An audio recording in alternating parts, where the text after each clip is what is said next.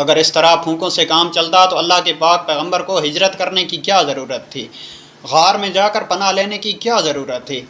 اللہ کے پاک پیغمبر نے جو اتنی مشکلیں اور تکلیفیں برداشت کیں، کیا آپ صلی اللہ علیہ وآلہ وسلم جن کے اوپر یہ قرآن مجید نازل ہوا ان کو اس علم کے بارے میں اللہ تعالیٰ نے نہیں بتایا؟ معاذ اللہ، اگر بتایا ہے تو کیا آپ صلی اللہ علیہ وآلہ وسلم نے اپنے اصحاب کو اس بارے میں نہیں بتایا؟ اگر ایسا کوئی عمل ہوتا تو اللہ کے پاک پیغمبر ضرور اپنے اصحاب کو بتاتے، اور آج وہ عمل ہم تک بھی پہنچتا اور ہمیں بھی پتہ ہوتا، لیکن ہمیں اس علم کے بارے میں نہیں پتہ چلا۔ لیکن ان پیر صاحب کو دیکھیے، یہ کس طرح سے لوگوں کی قسمتیں بدل رہے ہیں۔ ان کے آستانہ پر آنے والا ہر آدمی شفا یاب ہو کر جا رہا ہے۔ آپ دیکھتے ہیں لوگ معذوری کی حالت میں آتے ہیں اور بالکل اٹھ کھڑے ہوتے ہیں۔ ناظرین، یہ کس طرح سے ڈرامہ رچاتے ہیں، ہماری عقل ہی کام نہیں کرتی۔ اگر آپ کہیں کہ واقعی یہ آدمی بیمار تھا اور یہ بالکل شفا یاب ہوا ہے، چاہے وہ آپ کا رشتہ دار ہو یا میرا ہی رشتہ دار کیوں نہ ہو، میرا جاننے والا ہی کیوں نہ ہو، لیکن میں قطعاً اس بات کو بالکل بھی نہیں مانوں گا، کیونکہ میرا یقین صرف اور صرف اللہ کی ذات کے اوپر ہے کہ کسی کو نفع دینا یا نقصان دینا یہ صرف اور صرف اللہ کے اختیار میں ہے۔ میں اس کو شیطانی عمل تو مان سکتا ہوں، کیونکہ عزا دیوی کے اندر بھی شیطان رہا کرتے تھے جو لوگوں کی باتوں کا آگے سے جواب دیا کرتے تھے تاکہ لوگوں کا یقین اس بت کے اوپر ہو کہ واقعی یہ بت اندر سے بولتا ہے۔ اسی طرح سے یہ کوئی شیطانی عمل تو ہو سکتا ہے، ان کا اپنا رچایا ہوا یہ ایک ڈھونگ تو ہو سکتا ہے، لیکن میں اس کو کبھی بھی قدرتی عمل نہیں مانتا کہ یہ اللہ کے حکم سے ہو رہا ہے۔ ناظرین، بات تو یہ ہے کہ ہمارے بھولے لوگ بھی ان جیسے پیروں کے اوپر یقین کر لیتے ہیں، اور پھر یہ علم رکھنے والے پیر بھی ان لوگوں کی اس ناجائز عمل کا فائدہ اٹھاتے ہیں اور ان لوگوں سے اچھا خاصا پیسہ وصول کرتے ہیں، اور لوگوں کو اپنا یقین دلانے کے لیے کہتے ہیں کہ اللہ کے پاک پیغمبر حضرت عیسیٰ علیہ السلام بھی تو مردوں کو زندہ کرتے تھے، وہ بھی تو مادرزاد اندھوں کو ٹھیک کر دیتے تھے، وہ بھی تو کوڑ کے مرض والے انسان کو بالکل ٹھیک کر دیتے تھے۔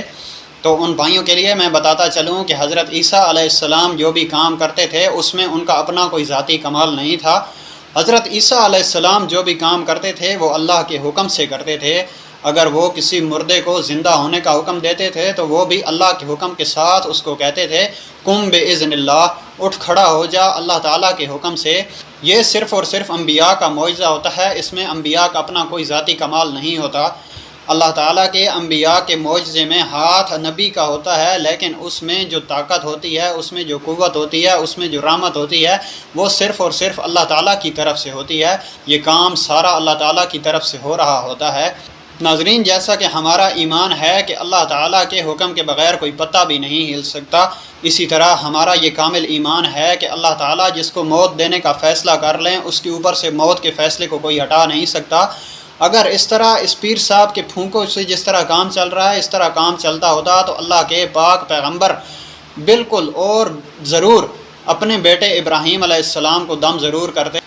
جب وہ زندگی اور موت کی کشمکش میں تھے، اللہ کے پاک پیغمبر اپنے ہاتھوں کے اوپر اپنے بیٹے کو اٹھائے ہوئے تھے، اور اللہ تعالیٰ کے پیغمبر کے بیٹے کی روح پرواز کر گئی، لیکن اللہ تعالیٰ کا پاک پیغمبر رو کر اس پر صبر کر گیا کہ یہ صرف اللہ تعالیٰ کی طرف سے ہے، میں اس میں کچھ نہیں کر سکتا۔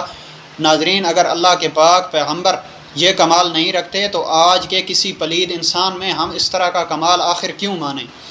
ہم اس بات کو بالکل بھی تسلیم نہیں کرتے، چاہے یہ کسی طرح سے بھی ہمیں قائل کرنے کی کوشش کریں۔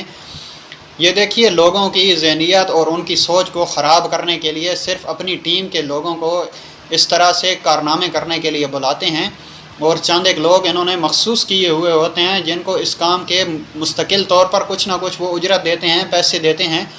یہ لوگوں کو بیوقوف بنایا جاتا ہے، اور آج کل ویسے بھی سوشل میڈیا کا دور ہے، اس طرح کی کسی بھی چبل کو اور اس طرح کے کسی بھی کام کو میڈیا جو ہے وہ دوسرے لوگوں تک پہنچاتا ہے۔ اس طرح سے کم علم اور عقل و شعور نہ رکھنے والے لوگ جو ہیں وہ ان کی باتوں پر یقین کر لیتے ہیں۔ ناظرین، یہ سوچنے کا مقام ہے، اور تھوڑا نہیں بہت زیادہ سوچنے کا مقام ہے کہ ہم لوگ کس طرف چل پڑے ہیں۔ ہم لوگ ان لوگوں کی پیروی کرنے لگ گئے ہیں جن کا دین اسلام سے کوئی تعلق ہی نہیں ہے۔ اب دیکھیے، ان کا نعرہ ہے تاجدار ختم نبوت زندہ باد۔ ختم نبوت کا نعرہ بھی لگاتے ہیں، ختم نبوت کے ماننے کا اقرار بھی کرتے ہیں کہ ہم ختم نبوت کو مانتے ہیں کہ آپ صلی اللہ علیہ وآلہ وسلم پر نبوت بند ہو چکی ہے، آپ صلی اللہ علیہ وآلہ وسلم کے آنے تک نبوت تھی، اب آپ کے بعد کوئی نبی نہیں آئے گا۔ یہ ان لوگوں کا عقیدہ تو ہے، لیکن اسی کے برعکس یہ قرآن کو نہیں مانتے۔ اور جو قرآن کو نہیں مانتا وہ تو مسلمان ہی نہیں۔ جب بندہ قرآن کو نہیں مانے گا تو پاک پیغمبر صلی اللہ علیہ وآلہ وسلم کی شان کو کس طرح سے مانے گا؟ یہ دیکھیے، کہتے ہیں کہ جی ختم نبوت پر ہمارا عقیدہ تو ہے، لیکن آپ صلی اللہ علیہ وآلہ وسلم کو اس طرح سے دم کرنے کا یا اس طرح سے لوگوں کو قسمتیں بدلنے کا، ان کے جنات نکالنے کا تو کوئی حکم ملا ہی نہیں۔ آخر پھر یہ کون سا طریقہ ہے، یہ کون سا عمل انہوں نے پکڑا ہوا ہے؟ وہ عمل جو ہمارے پاک پیغمبر سے ثابت ہی نہیں ہے، یہ اس راہ پر چل پڑے ہیں اور پھر کہتے ہیں کہ جی ہم ختم نبوت کو مانتے ہیں۔ پھر آپ میں اور اس قادیانی کافر میں کون سا فرق رہ گیا ہے؟ وہ قادیانی کھلم کھلا پاک پیغمبر صلی اللہ علیہ وآلہ وسلم کی نبوت کا انکار کر دیتا ہے کہ اس کے بعد بھی نبی آئے ہیں۔ وہ اپنے مرزا غلام احمد قادیانی کو پاک پیغمبر صلی اللہ علیہ وآلہ وسلم سے مشابہت دلاتے ہیں، نعوذ باللہ، اللہ ان کو تباہ و برباد کرے۔ اور اسی طرح جو قرآن کی ایک آیت یا ایک لفظ کا بھی انکار کرے، اللہ اس کو بھی تباہ و برباد کرے۔ ناظرین، ان کا عقیدہ تو ختم نبوت کا ہے، لیکن جب آپ صلی اللہ علیہ وآلہ وسلم نے اس قسم کا کوئی عمل کیا ہی نہیں اور نہ اس قسم کے عمل کا درس اپنے اصحاب کو دیا اور نہ ہی اپنی امت کو دیا، تو پھر یہ کون سے نبی کی سنت کو لے کر بیٹھے ہوئے ہیں جو اس طرح سے لوگوں کی قسمتیں بدل رہے ہیں؟ اور اس طرح کا عمل کرنا یہ تو خدا کی قدرت میں ہاتھ ڈالنے کے برابر ہے۔ ناظرین، ہمیں چاہیے کہ ہم ان لٹیروں سے بچیں اور اپنے ایمان کو ان سے بچائیں، کیونکہ یہ ہمارے مال کے ساتھ ساتھ ہمارا ایمان بھی لوٹ کر لے جاتے ہیں، اور ہم لوگ ان کی پیروی اس لیے کرنے لگ جاتے ہیں کہ یہ اللہ کے ولی ہیں، پہنچی ہوئی سرکاریں ہیں۔ ناظرین، یہ کوئی پہنچی ہوئی سرکاریں نہیں ہیں، بلکہ یہ آپ کو گمراہی اور جہنم کی طرف لے کر جانے والی سرکاریں ہیں۔ ان سے اپنی حفاظت کیجیے، اپنے ایمان کی حفاظت کیجیے، اپنا وقت بھی بچائیے، اور اس قسم کے پیر حضرات کا بالکل بائیکاٹ کریں، کیونکہ ان کی دکانیں صرف آپ لوگوں کی وجہ سے چل رہی ہیں۔ اگر آپ آج ان کے خلاف آواز اٹھائیں گے تو کل یہ سر نہیں اٹھائیں گے، اور نہ ہی کوئی یہ اس قسم کی حرکت کریں گے۔ میں اپیل کرتا ہوں آپ تمام حضرات سے کہ ایسے لوگوں کے خلاف آپ بھی آواز اٹھائیں۔ ایسا نہ ہو کہ کل قیامت کے دن ہم سے پوچھ لیا جائے کہ جب آپ کے پاس، آپ کے علاقے میں، آپ کے شہر میں، آپ کے ملک میں اور آپ لوگوں کے درمیان رہ کر یہ لوگ لوگوں کو خراب کرتے تھے، ان کا ایمان لوٹتے تھے، تو آپ نے اس کے خلاف آواز کیوں نہیں اٹھائی؟ آپ نے لوگوں کو اس کے بارے میں تبلیغ اور درس کیوں نہیں دیا تاکہ لوگ اس قسم کے لٹیروں سے بچتے اور اپنی حفاظت کرتے؟ کیونکہ اگر آپ کے پاس کوئی ایسا علم ہے جس سے دوسروں کی بھلائی ہو سکتی ہے، اور وہ علم دین اسلام کا علم ہے، اور آپ نے اسے دوسروں تک نہیں پہنچایا بلکہ اپنے اندر مخفی رکھا ہے، تو ایسا علم آپ کو نجات نہیں دلائے گا بلکہ وہ آپ کی پکڑ کا باعث بنے گا۔ تو آپ سب بھائیوں سے اپیل کرتا ہوں کہ خدارا ایسے لٹیروں سے بچیے اور اس پیغام کو پھیلانے میں میری مدد کریں اور دوسروں تک میری آواز کو پہنچائیں، تاکہ جو ساتھی اس قسم کے دوغلے اور برقلانے والے لوگوں کا شکار ہیں، 2 نمبر لوگوں کا شکار ہیں، ان سے اپنے آپ کو بچا سکیں۔